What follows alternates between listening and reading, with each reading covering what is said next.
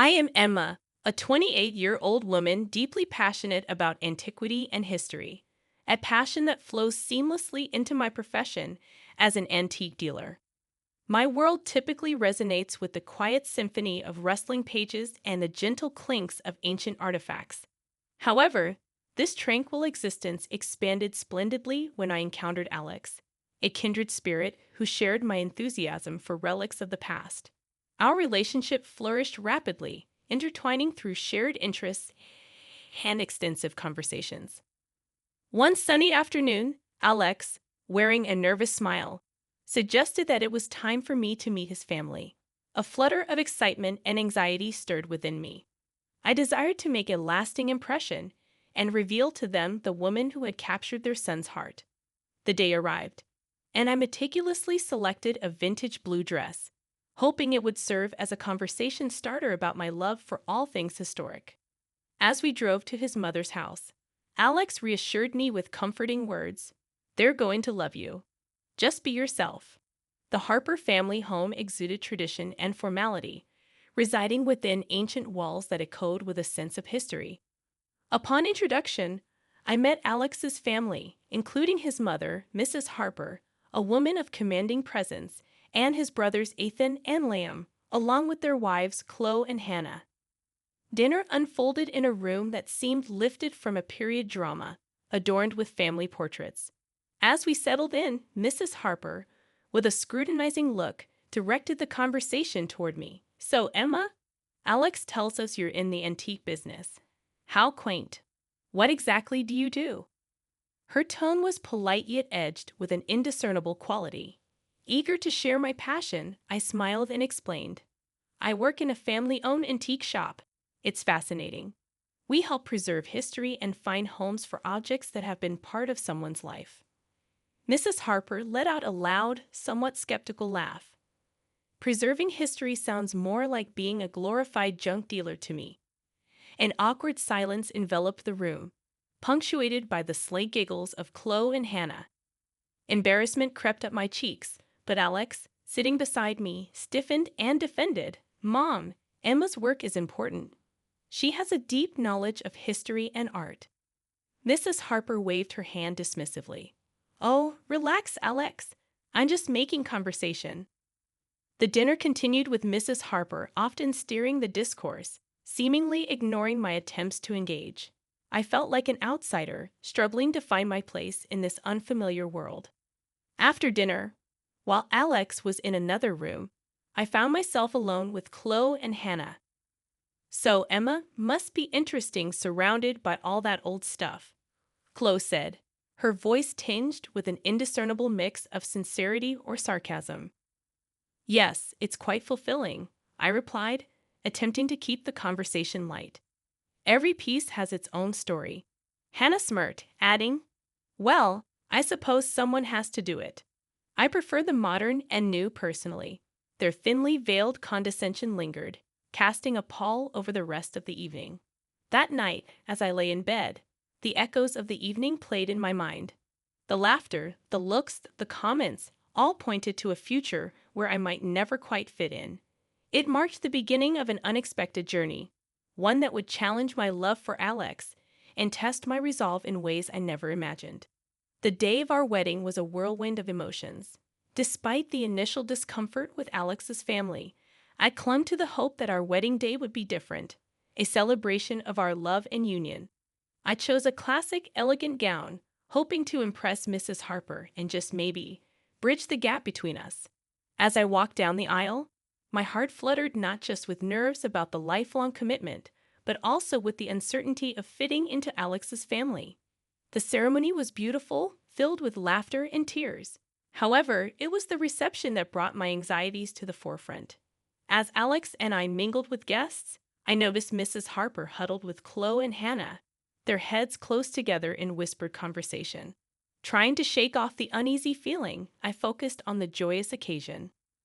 Later, as we sat at the head table, Mrs. Harper raised her glass for a toast. "To Alex and Emma, may your life be as beautiful and unique as the antiques you cherish." The crowd laughed warmly, and I forced a smile. Yet Mrs. Harper's eyes held a glimmer of something else. After the toast, she leaned over to me, her voice low but clear.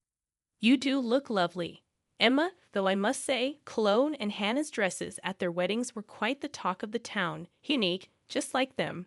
My smile faltered, her words stinging more than I cared to admit. Thank you, Mrs. Harper. I'm glad you think I look nice today, I replied, and she nodded, her eyes scanning the room. Of course, dear. It's important to keep up appearances, isn't it, especially in a family like ours? The rest of the evening, I couldn't shake her words. They lingered in my mind, a reminder that I was being constantly compared and evaluated.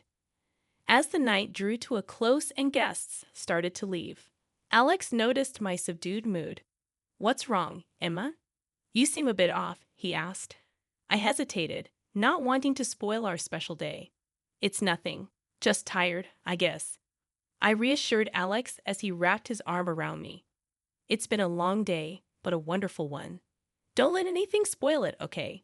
I nodded, attempting to push Mrs. Harper's comments to the back of my mind. However, deep down, I knew this was just the beginning of a series of comparisons and subtle jabs. Life as Alex's wife was becoming increasingly challenging, especially with his mother, Mrs. Harper. She had a way of making me feel small and insignificant, a feeling that grew with every passing week. The most challenging part was the unannounced visits she started making to our apartment. One afternoon, while I was sorting through antique jewelry for the shop, the doorbell rang. Opening the door, I found Mrs. Harper standing there, an uninvited guest with a knack for finding faults. Emma dear, I thought I'd drop by. I was in the neighborhood, she said, stepping inside without waiting for an invitation. As she walked around our living room, her eyes scanned every corner, every piece of furniture. You know, cleanliness is next to godliness, she remarked, running her finger along the mantelpiece and inspecting it for dust. My cheeks burned with embarrassment. I do my best to keep the house clean, Mrs. Harper, I said softly. It's just that Chloe and Hannah, they keep their homes immaculate. Perhaps you could learn a thing or two from them. Her words stung, and I struggled to maintain my composure. I'll keep that in mind, I managed to say, though her constant comparisons were wearing me down. Alex walked in just then, and his face lit up seeing his mother. Mom, what a pleasant surprise.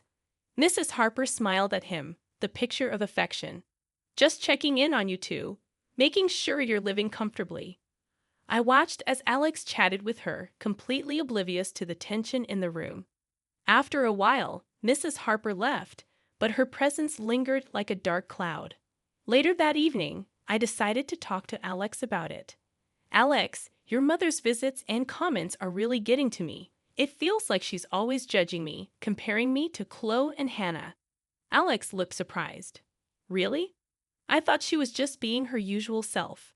She means well, Emma. His dismissive response frustrated me. It's not just harmless, Alex. It's constant criticism. It makes me feel like I'm not good enough. He sighed, a look of confusion on his face. I guess I'd never noticed it. That's just how Mom is. She criticizes everyone. Don't take it personally. The unannounced visits continued, each one leaving me feeling more drained than the last. My confidence began to wane, and I found myself questioning my worth, my abilities, even my marriage. One particular visit from Mrs. Harper left me reeling. She had walked into our kitchen, inspecting it with a critical eye. Oh, Emma, these countertops are a mess. And look at this. Are these last night's dishes? I always taught my boys to marry women who could keep a tidy home. Her words cut deep, and I struggled to find a response. I've been busy with work, Mrs. Harper. I haven't had a chance to clean up yet. She shook her head, her expression one of disappointment. You should manage your time better, dear. A clean home is a happy home after all. As she left, I felt a sense of defeat wash over me. It seemed no matter what I did, it would never be enough for Mrs. Harper. And with Alex's indifference to the situation, I felt increasingly isolated and misunderstood. The festive season, meant to be a time of joy and celebration, was tinged with anxiety. Mrs. Harper's announcement that we would all be celebrating Christmas at her house with specific instructions for each daughter-in-law to bring a dish, filled me with dread. A few days before Christmas, Alex, ever eager to please his mother, had his own expectations.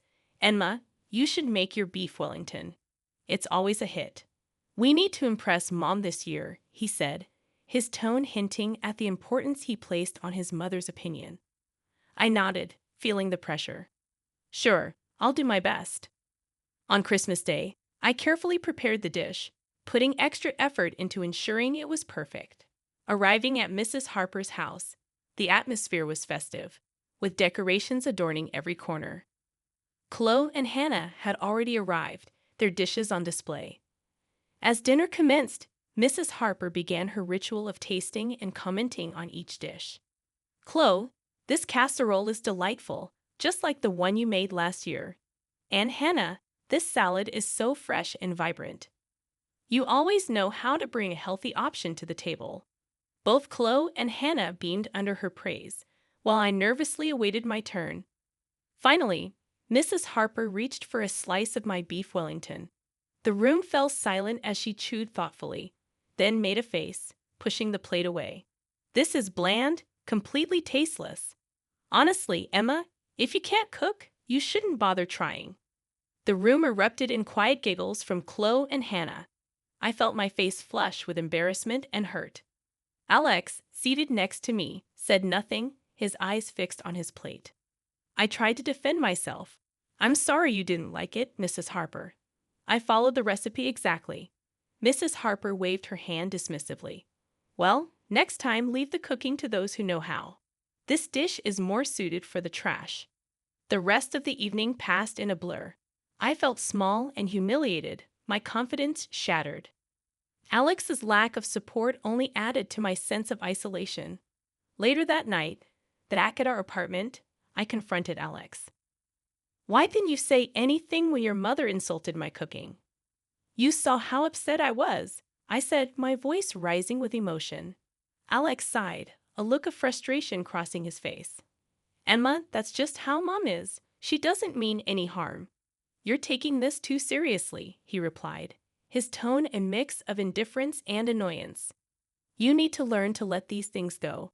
It's not worth getting upset over." But it was worth it to me. It was about respect, about being valued and supported, especially by the person who was supposed to be my partner. The tension that had been building up over the past few months seemed to culminate as Mrs. Harper's birthday approached. Alex, ever keen to stay in his mother's good graces, insisted that we needed to outdo his brothers with our gift. "Emma, this is important to Mom. We need to give her something that stands out. Something that shows we care more," Alex said one evening as we discussed gift ideas. Reluctantly, I suggested an antique vase from our shop. It was exquisite with a rich history that I thought would appeal to Mrs. Harper's taste. "It's beautiful and unique, just like her," I said, trying to sound enthusiastic. Alex scrutinized the vase, his expression uncertain. "All right, but remember how Mom reacts on you." His words stung, but I brushed them aside, hoping the vase would somehow bridge the gap between Mrs. Harper and me. On the day of the birthday celebration, we arrived at Mrs. Harper's house, the vase carefully wrapped. The atmosphere was lively, with family members exchanging pleasantries. Chloe and Hannah had already presented their gifts, both receiving warm approval from Mrs. Harper. Finally, it was our turn. I unwrapped the vase, presenting it to Mrs. Harper with a hopeful smile. "Happy birthday, Mrs. Harper. We thought this would be a perfect addition to your collection." Mrs. Harper's expression changed from anticipation to disbelief as she examined the vase. "This? You think this old piece of glass is a suitable gift?" Her voice was laced with contempt. I felt my heart sink. "It's an antique, Mrs. Harper. It has a lot of historical value." I began, but before I could say more, Mrs. Harper's anger boiled over. With a look of disgust, she hurled the vase to the ground, shattering it into countless pieces. "I don't want this junk in my house. This is an insult." The room fell silent. I stood frozen, unable to believe what had just happened. Alex, who had been standing next to me, turned and said in a low voice, "You should leave, Emma. You've upset my mother enough." His words were like a final blow, stripping away any remaining hope I had of fitting into his family. Without a word, I turned and walked out of the house, the sound of the shattered vase echoing in my ears. Back at our apartment, I packed a few essentials, my mind racing with the events of the evening. I left the divorce papers on the kitchen table, a silent message to Alex that I could no longer endure this life. Later, when Alex called, his tone was incredulous. "Emma, you can't be serious. This is just a misunderstanding." But my decision was firm. "No, Alex, it's not a misunderstanding. It's the reality of how your family treats me and how you let them. I can't live like this." Leaving Alex and the life I had tried to build with him was one of the hardest decisions I had ever made.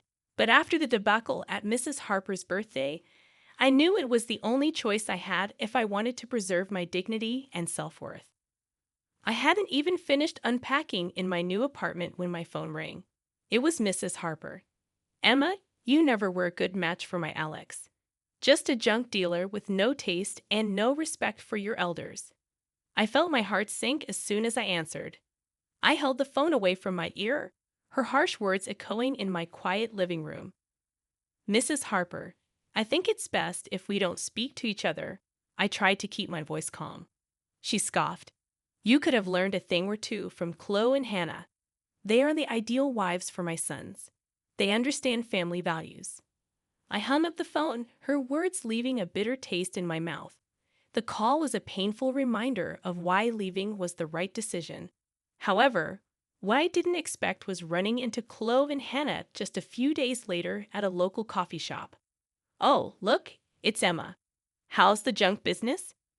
Chloe taunted as they approached my table. Hannah chimed in with a sly smile. "We heard about the divorce, you know.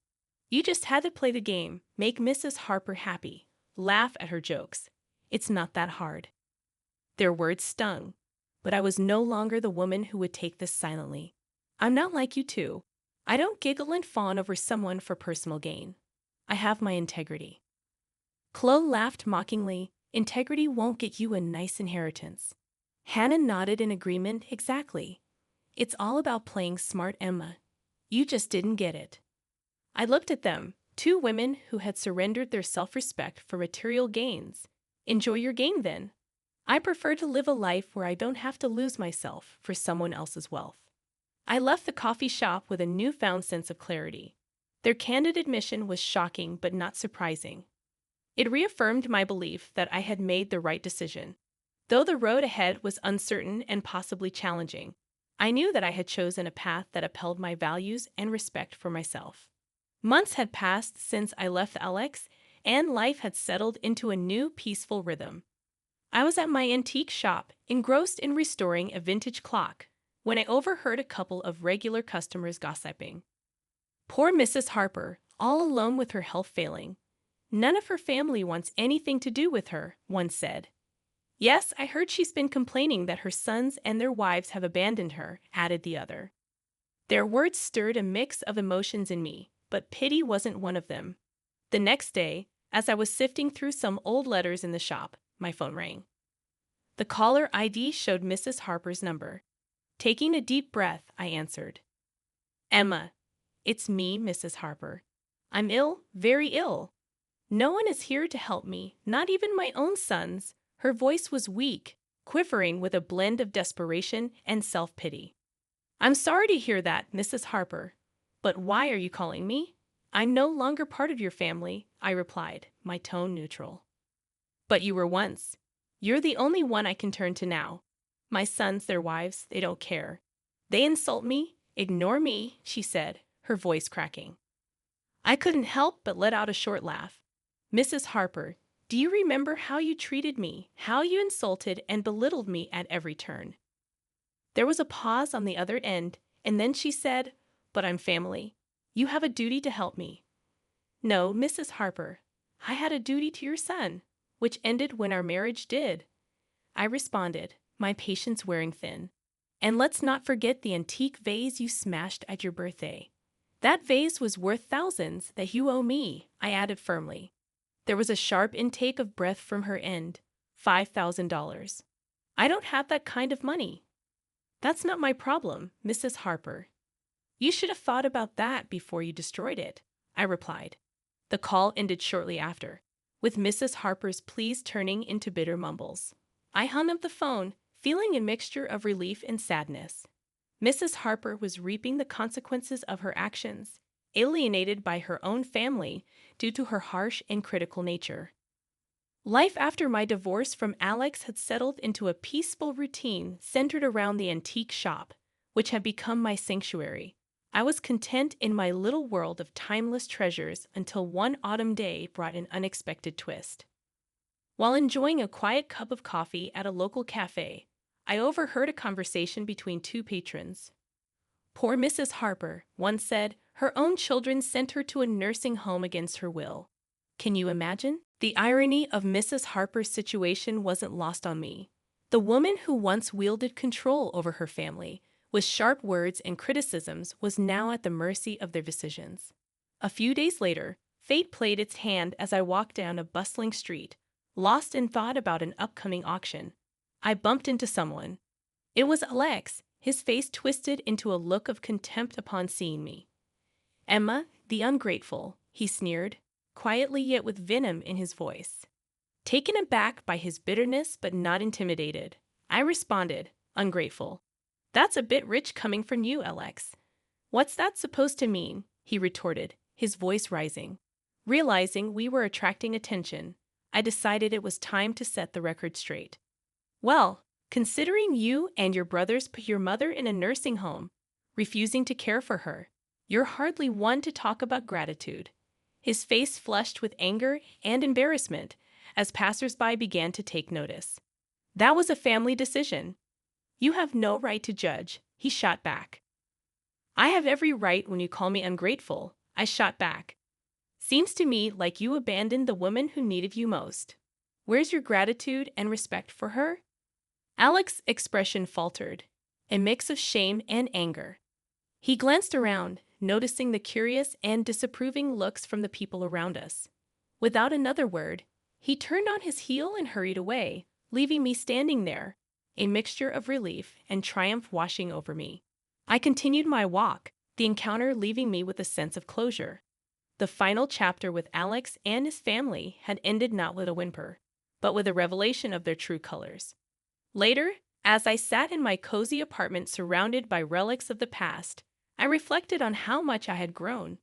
The Emma who once sought approval and acceptance from Alex and his family was gone. In her place was a woman who knew her worth, who stood her ground, and who no longer tolerated disrespect.